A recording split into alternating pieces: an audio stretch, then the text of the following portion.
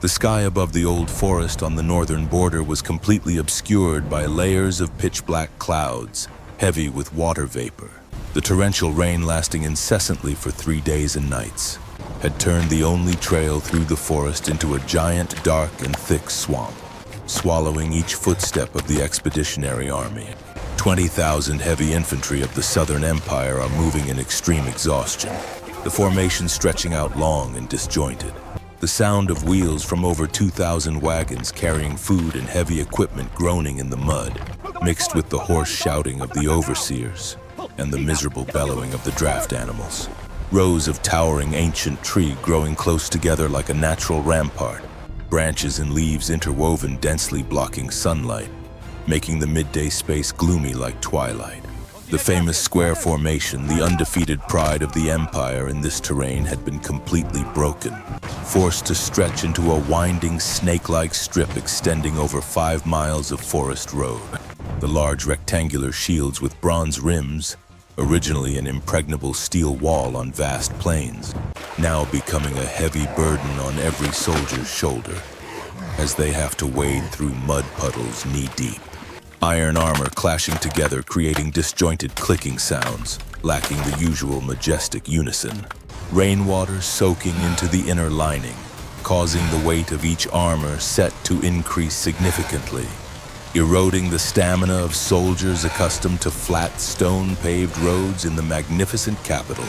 At the rear, the logistics team is struggling in desperation to keep the convoy from tipping over, the iron-rimmed wooden wheels continuously sinking deep into deadly mud pits, forcing infantry soldiers to temporarily discard weapons to shout together, using human strength to push the wagon inch by inch. The formation structure is loose to an alarming degree. The distance between the vanguard and the center army has been stretched beyond the permissible limit, exposing deadly gaps on both flanks. The forward reconnaissance force was sent out since early dawn, but until now no one has returned to report. The silence of the old forest is heavier than the sound of rain pattering on helmets.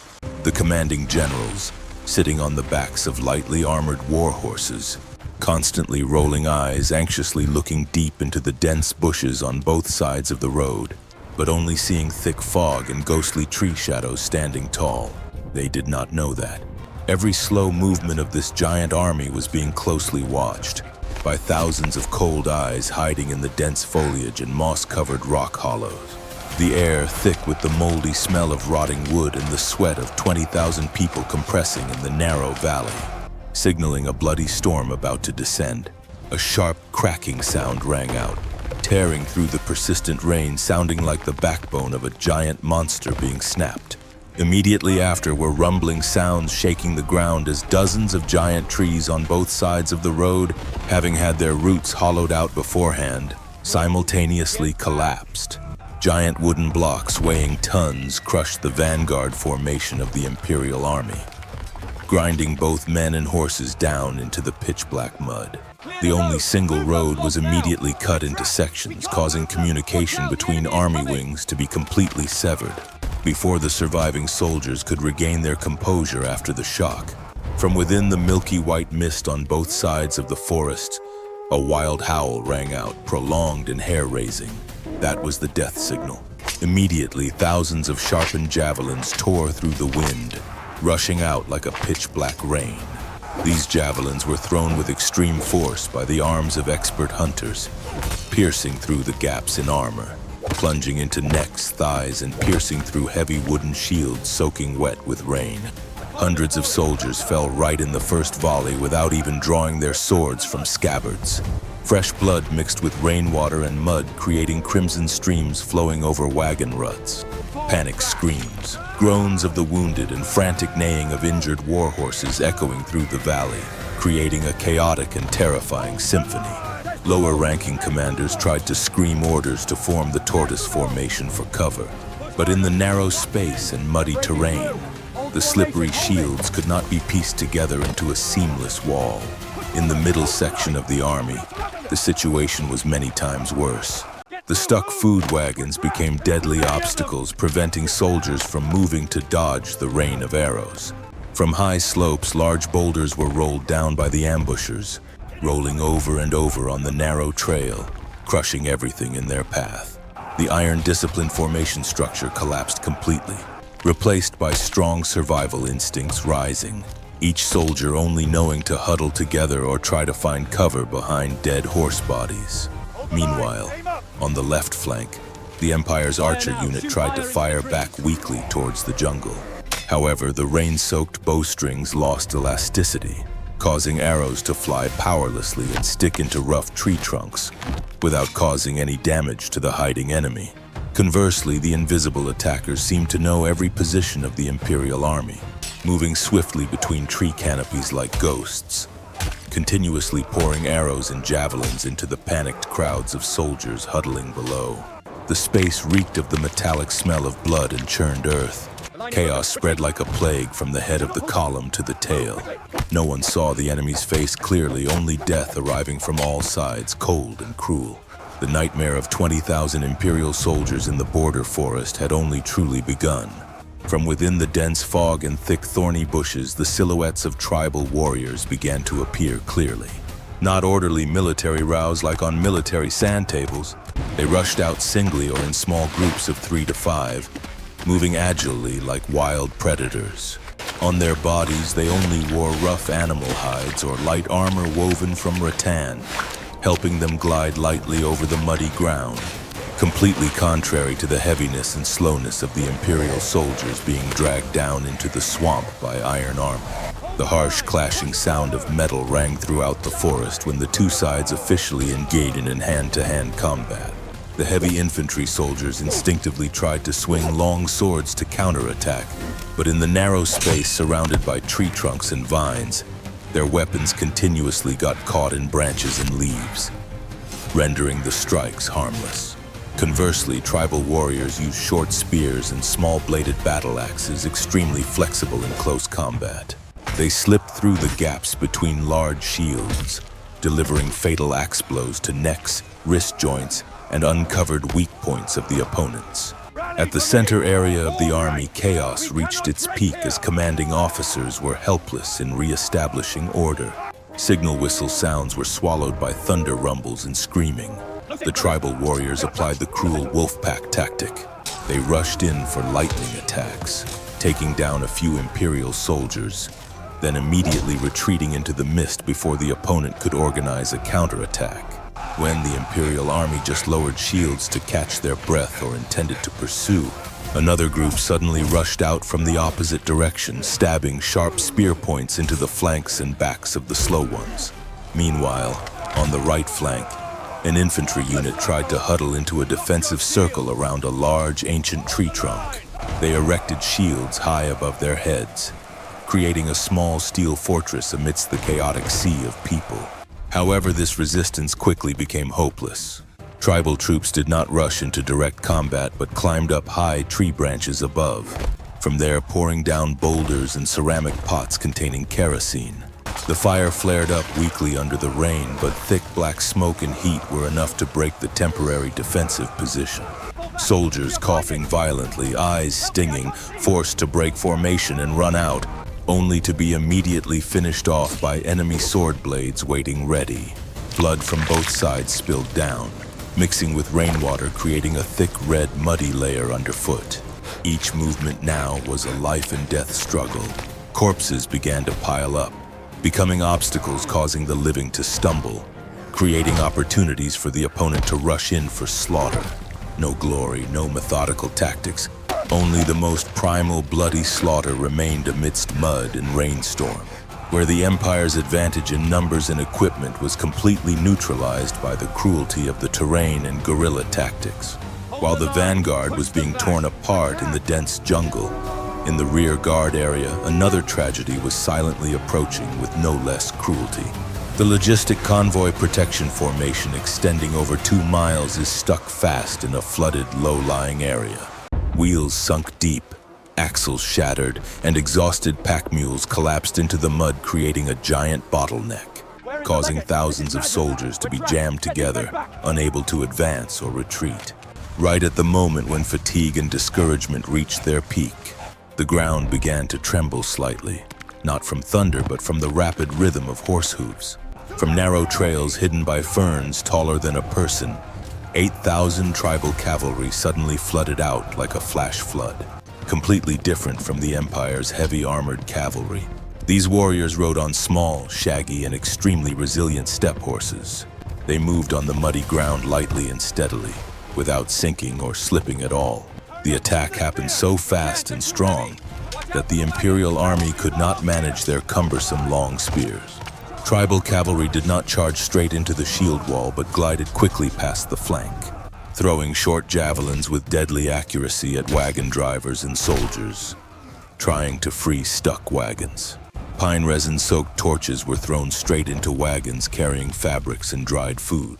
Although heavy rain prevented the fire from erupting violently, but thick black smoke rising in billows caused extreme panic, making the already limited visibility now completely obscured. On the left flank of the logistic column, a group of Imperial heavy cavalry tried to organize a counterattack. Riders wearing full iron armor spurred horses to rush up, hoping to use collision power to crush the opponent. However, this was exactly the trap the tribal army had set up. The weight of both men and armored horses caused them to quickly get bogged down. Right when leaving the raised road, giant war horses struggled in desperation as legs sank deep into soft mud, becoming immobile targets. Taking advantage of that opportunity, tribal cavalry galloped around the stuck giants, continuously shooting arrows and throwing javelins into gaps at armpits and necks of Imperial riders, or aiming at horse legs to take down the opponents. Sounds of metal being pierced, screams of proud riders being pulled down into mud and trampled under small horse hooves created a tragic, chaotic scene. The rear guard formation completely broke. Infantry soldiers losing cavalry protection started fleeing in panic into the forest, but were immediately hunted down by cavalry groups holding long swords waiting ready. Precious wagons carrying rations, reserve weapons, and medical supplies were now overturned. Contents scattered everywhere, trampled and crushed under black mud mixed with blood. The only retreat route was cut off, turning the entire logistics force into delicious prey completely isolated from the main force ahead.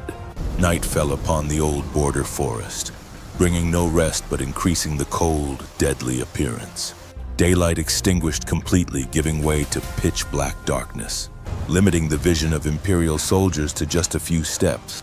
The rain continued to pour ceaselessly, carrying the bone-chilling cold of the northern region, seeping through the freezing iron armor and eating deep into the flesh of soldiers shivering from exhaustion and hunger. In the central area, where remnants of infantry units tried to huddle together, generals ordered the establishment of a field camp according to combat regulations. However, this order quickly became impossible. The slushy and waterlogged mud layer made digging defensive trenches impossible. The piled-up earth bank immediately collapsed down into mud puddles. In desperation, soldiers were forced to gather broken horse wagons, broken tree trunks, and even the corpses of comrades and war horses to stack into a temporary, distorted, and loose rampart surrounding the camping area. Outside that fragile siege, the tribal army did not sleep. They turned the night into their most terrifying ally. The sound of horns blew savagely from all directions, mixed with rhythmic tapping on tree trunks and threatening howls, creating a ghostly circle of sound. This psychological tactic eroded the nerves of the Imperial soldiers, which were already taut like strings. Anyone negligent or falling asleep due to exhaustion had to pay with their life. When tribal scout groups crawled through the mud layer, silently slitting the guard's throat, then disappearing before the alarm could be raised. Small fires the Imperial army tried to kindle for warmth and cooking immediately became target beacons for enemy crossbowmen archers. From the darkness, arrows flew out precisely, embedding into soldiers huddled around the fire, extinguishing the last bit of hope for warmth. Screams of those hit by arrows ringing out in the middle of the night spread the terror even further.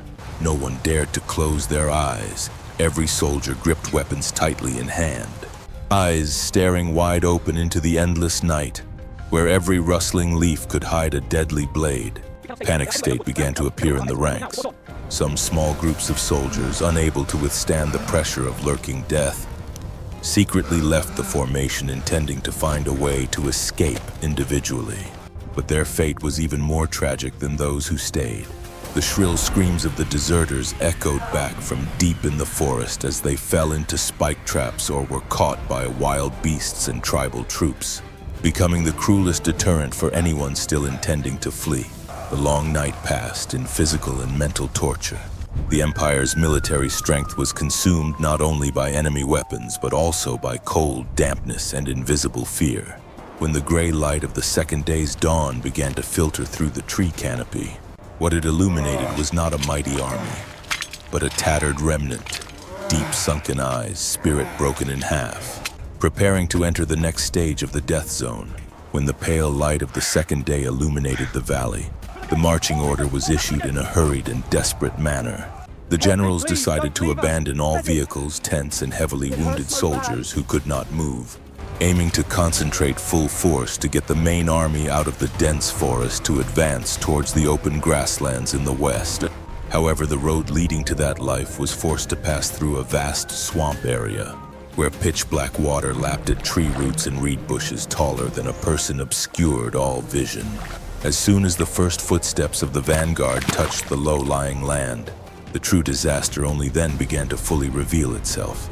The mud layer here was not like the mud on the trail yesterday.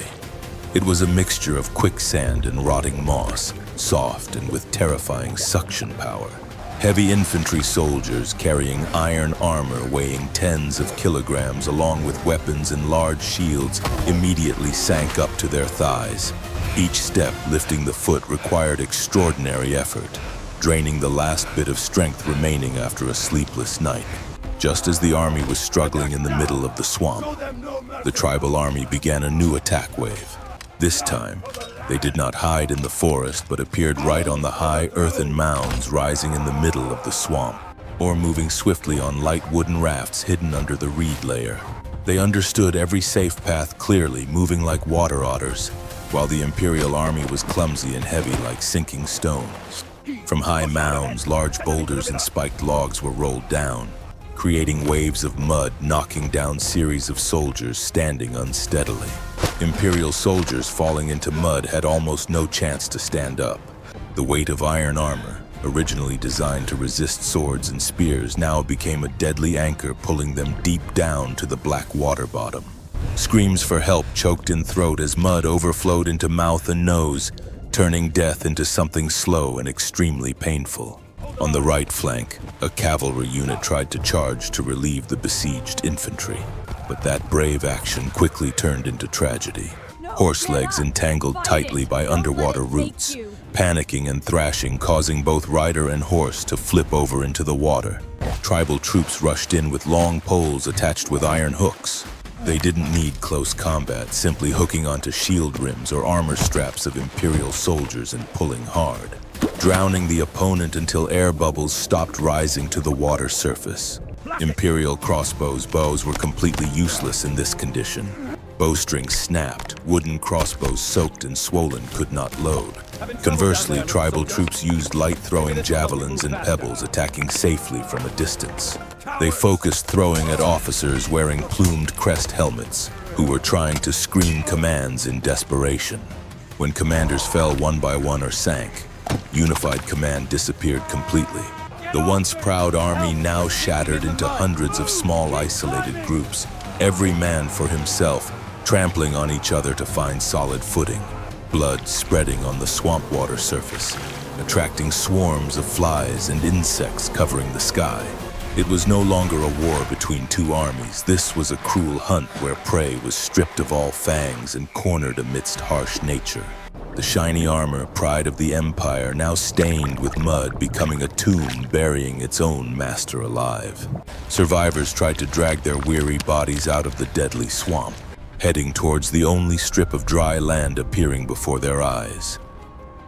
A narrow canyon sandwiched between two towering vertical cliffs. For them, this was the only escape to leave this ghostly forest. But in reality, it was the mouth of a giant bag that had been set up. Tens of thousands of soldiers, porters, and war horses crowded together, flooding into the single path less than 20 paces wide, creating a chaotic and suffocatingly cramped scene. when the most crowded troop mass had just fallen right into the middle of the canyon. A long, cold whistle sounded from the top of the cliff, echoing between the two rock walls, creating an ear-piercing resonant sound. Immediately, the sky above the canyon darkened, not due to rain clouds, but due to hundreds of large boulders, each weighing several quintals, along with giant oak logs pushed down by tribal troops from a height of over 50 fathoms. The terrifying collision sound shook the whole ground. Boulders falling freely with terrible acceleration smashed everything below. The infantry formation, already crowded like fish in a basket, had absolutely no space to dodge. Bronze shields, no matter how sturdy, shattered like pottery shards under the 1,000-pound weight of boulders. The sound of bones crunching mixed with screams of pain was buried immediately under layers of artificial landslide pouring down afterwards. The Imperial Army formation was cut into 3 separate sections by giant obstacle piles just created from stone and wood. In the middle section, where troop density was highest, the slaughter took place most tragically. Large logs rolling down the slope crushed dozens of people in a long streak. Soldiers trampled on each other in extreme panic, person behind pushing person in front, falling onto boulders. The fallen one being trampled mercilessly by hundreds of comrades' iron-studded boots. From high above, tribal warriors continued to pour down a rain of long spears and rubble stones. They stood in an impregnable position, throwing weapons down into the crowd below, like throwing stones into a well. No need to aim, because the Imperial Army density was so thick that every stone thrown definitely hit someone. Commanding generals stuck fast in the crowd, their horses panicking and rearing up, kicking broken ribs of surrounding soldiers before being hit by a boulder falling from above, crushing both man and horse into a pulp of flesh and blood. The canyon mouth ahead was blocked by a wall of fallen trees. The retreat path behind was locked tight by tribal cavalry just arriving. 20,000 majestic Imperial troops were now compressed in a kill box less than 2 miles long. Blood flowed into small streams winding through rock crevices, dyeing the trail red. The air thick with the smell of death and dusty haze, turning the canyon into a giant slaughterhouse where life was stripped away in mass in the blink of an eye. Chaos reached its extreme limit, blurring all boundaries of rank and military discipline. Amidst thick dust and frantic screaming, signal banners, the souls of the legions began to collapse one by one. The main standard-bearer officer carrying in his hand the staff engraved with a solid gold eagle, the inviolable symbol of the Empire, was pierced through the chest by multiple spears simultaneously by a group of tribal warriors rushing out from a rock niche. The brilliant gold staff fell down, immediately submerged under thousands of muddy feet trampling on each other to find a way to live, signaling the complete collapse of the Empire's pre. When seeing the sacred symbol humiliated, the last bit of fighting spirit of the soldiers vanished like smoke. At the center of the siege, the Supreme Commander and his staff were stuck fast between horse carcasses and boulders. Realizing there was no way back and death was certain, the old general drew the short sword at his side, not to fight, but to end his own life to avoid the shame of being captured alive. His body collapsed beside the carcass of his loyal warhorse, quickly covered by the cascade of the chaotic army. No one stopped to mourn or protect the commander's body, because the survival instinct was now the only command.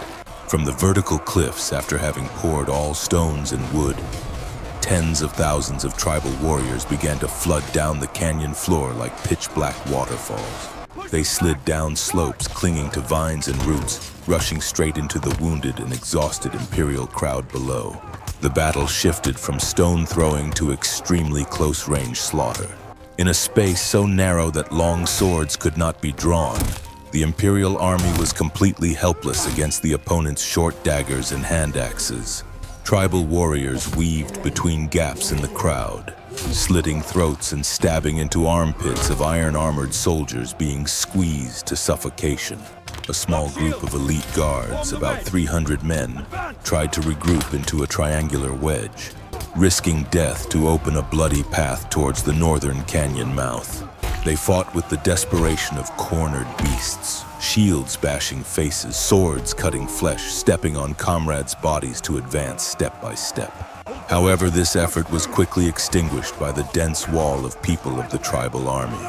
Large nets woven from tough ropes were thrown from both flanks, covering the heads of the suicide squad, turning them into fish in a net, helplessly waiting for spears to thrust in to finish them.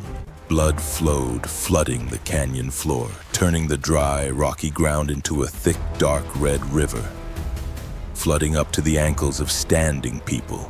The sound of metal clashing faded, giving way to dying moans and wild cheering of the victors. Tribal warriors walked among the battlefield, turning over each corpse, adding knife stabs to anyone still moving. The majestic picture of the 20,000-strong army with gold armor and iron horses 3 days ago was now just a chaotic, stinking, and tragic pile of rubble at the bottom of the abyss.